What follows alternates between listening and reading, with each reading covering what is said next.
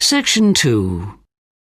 You will hear a coordinator talking to volunteer helpers before a race involving a large number of people. First, you have some time to look at questions 11 to 14 on page 3.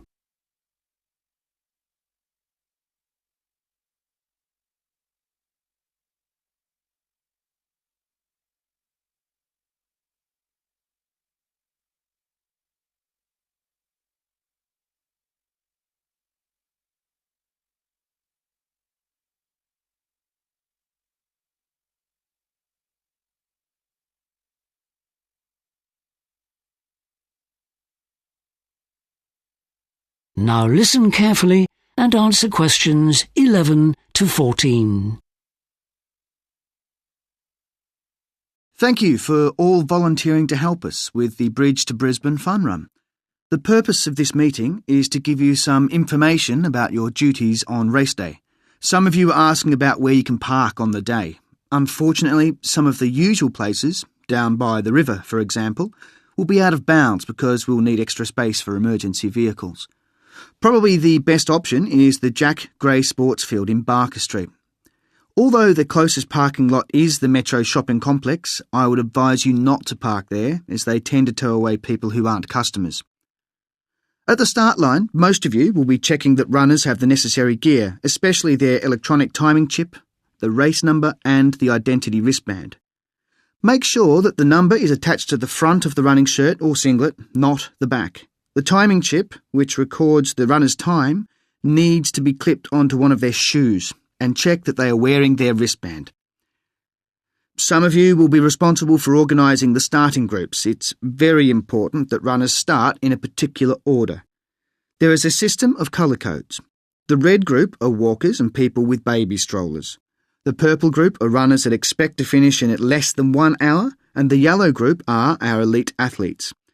We'd like them to start the race, and we'd like the other groups to follow after that, with the red group and the strollers at the very back. This is for their own safety. Now, we are still short on volunteers for the race day, so if you have any friends or family members who might be interested, please let us know. We're probably okay for people to help with the start, but we'll still desperately need volunteers along the race course to distribute water bottles to the runners. A few of you have offered to help with first aid, but the good people of St John's Ambulance have donated their services, so that won't be necessary. Before you hear the rest of the talk, you have some time to look at questions 15 to 20 on page 4.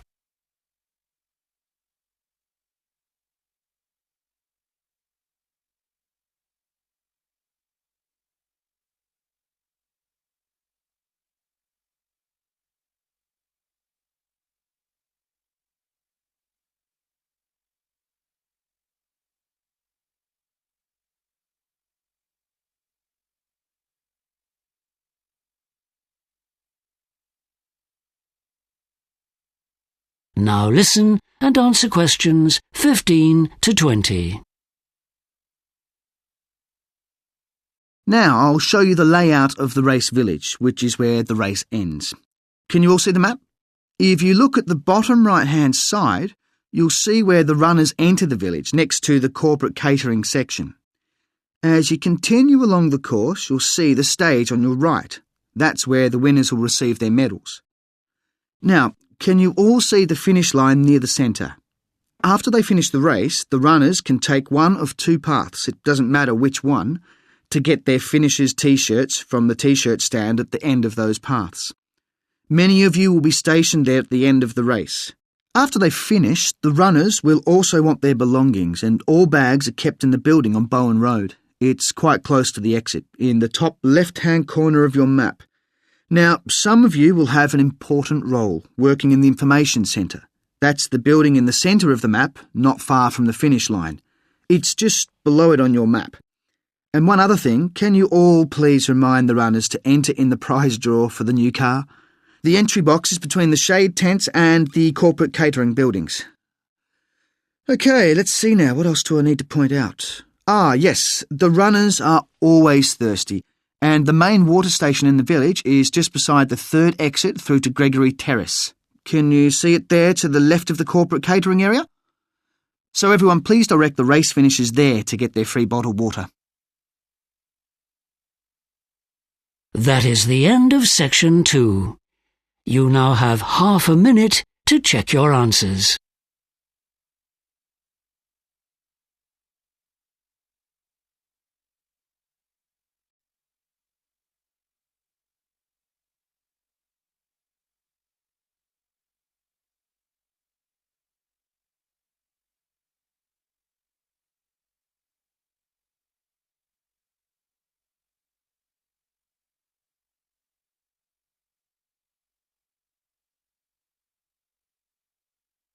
Now turn to section 3 on page 5.